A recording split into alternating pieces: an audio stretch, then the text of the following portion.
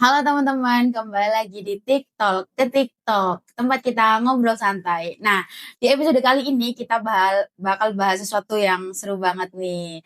Gimana sih rasanya jadi mahasiswa yang harus jalani dua dunia sekaligus, yaitu hafalan dan juga perkuliahan. Nah, di saat semua mahasiswa itu lagi sibuk ngejar tugas dan deadline, tapi ada ternyata mahasiswa yang masih konsisten untuk menjaga hafalannya. Yuk, kita langsung kenalan aja. Halo, Kak. Halo, mungkin bisa kenalan dulu nih, namanya siapa dan asal kampusnya dari mana? Dari aku dulu ya. Ya. Perkenalkan, namaku Siska Nabila Kotrotunada, biasa dipanggil Cika. Aku dari Probolinggo, dari UIN Sunan Ampel Surabaya, Prodi Ilmu Hadis. Oke. Perkenalkan, namaku Fariha Arjihan, biasa dipanggil Jihan. Aku dari Lamongan, dari Universitas Islam Negeri Sunan Ampel Surabaya. Nah, kalau boleh tahu nih, sebelum kita tanya-tanya lebih lanjut, kakak-kakak ini kesibukannya apa sih? Mungkin dari Kak Jihan dulu deh. Kesibukanku di pondok sih, lebih di pondok, karena di pondok ya banyak kegiatan gitu. Oh, kalau Kak Cika sendiri? Sama kayaknya. Kesibukannya sekarang ini cuma mondok sama kuliah, sama magang ini. Oh, sama magang Iya. ini sekarang ya, dikit-dikit ya. Kalau boleh tahu, sekarang sejak kapan sih Kak ini mulai start untuk menghafal Al-Quran dan alasannya tuh kenapa sih sebenarnya alasan dibalik sampai sekarang bisa konsisten dan bisa lanjut gitu. Dari Kak Cika dulu. Kalau aku ngafal Al-Qurannya dari SD, dari kelas 5 ke kelas 4 gitu. Tadi kalau misalnya dari apa ya? Mulainya kan dari kelas 4 sampai kalau nggak 5 SD itu dari dorongan orang tua yang pertama. Soalnya kan dulu SD kan belum tahu ya apa itu Iya. hafal, apa itu dari dorongan orang tua. Terus habis itu kalau ngerasa dari awal-awal tuh udah enak, jadi ya sampai sekarang tetap jalan. Jadi enjoy ya kalau Enjoy menghafal sih, Al-Quran. iya. Keren banget. Kalau dari kajian sendiri apa? Kalau aku awal mula tuh dari MI, tapi dari MI tuh sempat aku yang ingin karena ikut-ikut teman, tapi ibu nggak merestui. Oh, Sempat ibu nggak merestui soalnya kakakku juga nggak sampai selesai gitu, takut nanti nggak sampai selesai. Jadi ibu nggak merestui, akhirnya nggak jadi ngafalin. Habis itu lama kelamaan aku maksa ke orang tua pengen gitu, terus orang tua ya udah kalau mau dijalanin. Ya udah sampai sekarang masih. oh, nah ini kan tadi kan ada yang sempet ibunya nggak merestui. Nah, itu tuh kira-kira belajarnya tuh secara otodidak atau ke pesantren gitu, Kak? Kalau dari aku langsung sih. Otodidak ya, berarti kayak belajar sendiri. Belajar sendiri. Oh, kalau dari Kak Cika? Aku dulu ini sih kayak di TPK gitu loh. Oh, Iya, jadi awal mula tuh TPK aku tuh baru kayak ngadain ada tahfidz, terus ibu aku denger gitu, terus ibu aku kayak langsung pengen, terus aku masuk gitu. Dan di situ awal-awal dulu kan masih FOMO ya. Iya. FOMO tuh banyak gitu yang dari golongan aku tuh banyak banget yang hafal Quran. Tapi ya ujung-ujungnya dia habis. Jadi kayak lama-lama orang-orang tuh kayak nggak konsisten gitu loh. Iya. Dari angkatan aku aja cuma berapa yang masih terus sampai sekarang. Nah, berarti kuncinya tuh konsistensi ya. Nah, Iya. kalau boleh tahu nih dari kakak sendiri tips konsistensinya gimana sih? Padahal kan udah dari SD, SMP, SMA, bahkan sampai sekarang kuliah ini masih tetap penghafalan ya, masih ada murojaah. Itu gimana sih konsistensinya biar menjaga harus tetap semangat gitu? Kalau dari aku jadikan kewajiban. Jadikan Iya, kewajiban. jadi kalau misalnya kita jadikan kewajiban kan sampai kapanpun tetap kewajiban gitu. Oh, dari aku sih. Selebihnya sama sih, tetap dijadikan kewajiban. Soalnya Ngafal Al-Quran tuh kan nggak ada berhentinya. Iya. Ya, jadi kalau misalnya nggak ada yang namanya istilah mantan penghafal Al-Quran tuh nggak ada.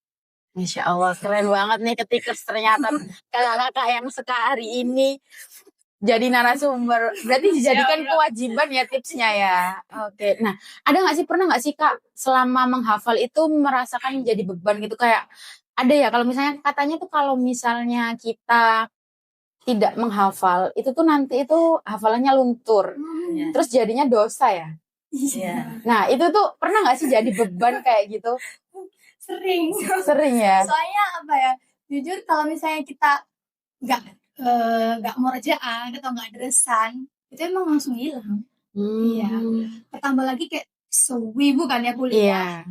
Aduh itu kayak memperbaiki dari awal tuh susahnya minta ampun. Oke. Nah, ngomong-ngomong tentang kuliah nih, gimana sih switchingnya dari SD, SMP, SMA terus ke kuliah yang dimana kesibukannya pasti lebih banyak ya, ada KKN, ada magang, ada tugas deadline juga. Nah, itu tuh gimana sih adaptasinya? Nah, harus menyeimbangkan kehidupan. Sekarang lagi di pesantren juga kan ya? Iya. Di kehidupan pesantren dan kehidupan kuliah yang luar biasa sibuknya ini. Gimana caranya gitu?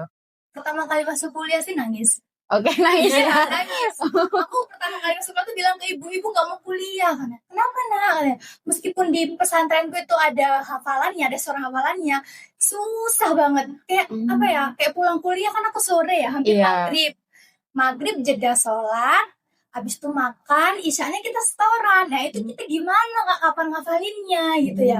Terus aku bilang ke ibu nggak mau kuliah, susah, hilang semua hafalannya. Oh, berarti pernah Iya, ada di terus fase kayak kayak gitu. gitu ya? Terus kata ibu, terus gimana nak baru juga masuk kuliah gitu, awal-awal nangis gitu. Terus ibu tuh kayak mungkin kayak nanya-nanya gitu ya ke ustadz-ustadzah. Terus katanya emang gitu bu, kalau kuliah itu emang harus 2 kali apa kita berusahanya, soalnya emang kuliah tuh ya kuliah juga penting, ngaji juga penting gitu. Jadi pas awal-awal saya nggak betah, tapi lama-lama dijalani ya wis kayak gini wis lah kadang. Kalau dari Kak Jian sendiri gimana cara menyeimbangkan kehidupan pesantren dan perkuliahan itu? Awalnya sama sih, nggak mau mondok awalnya tuh. Oh, Terus soalnya udah berat gitu loh, udah berat duluan. iya. Apalagi tugas ada ospek ya, awal-awal jadi maba itu ya. Terus dilihat tuh kegiatan pondok tuh juga sibuk banget kan, dari pagi sampai malam tuh sibuk banget. Jadi kayak ya kok nggak kuat gini ya, kayak sempat pengen boyong juga di tengah-tengah pas mondok itu.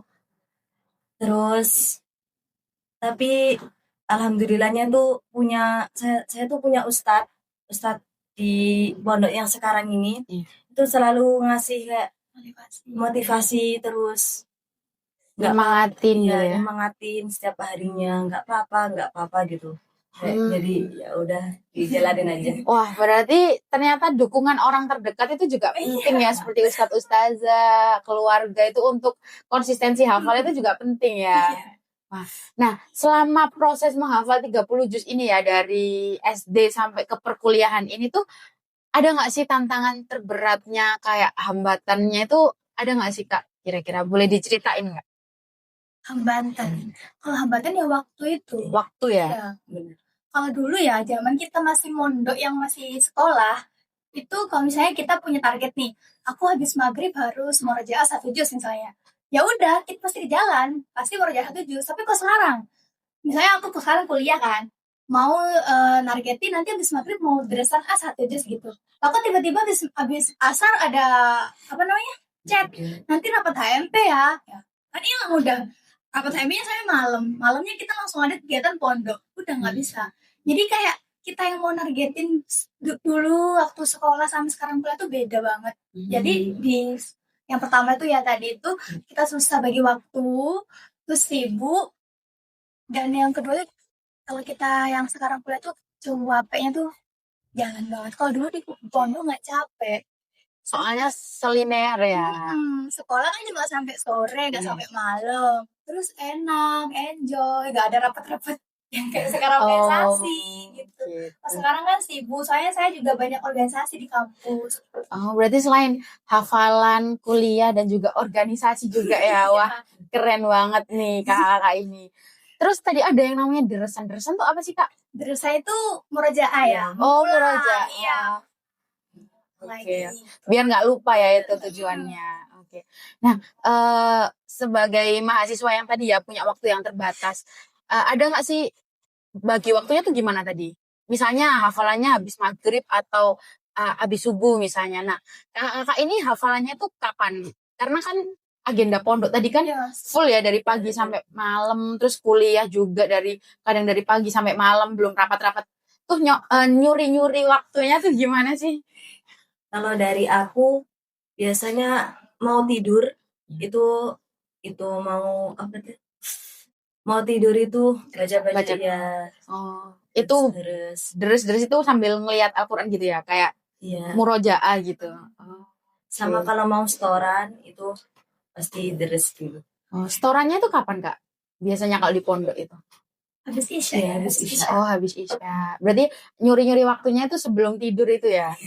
Wah, keren banget. Terus terakhir nih, gimana cara nentuin prioritas kalau misalnya ada kegiatan kampus yang lagi bentrok sama jadwal hafalan atau setoran? Prioritasnya gimana nih Kak?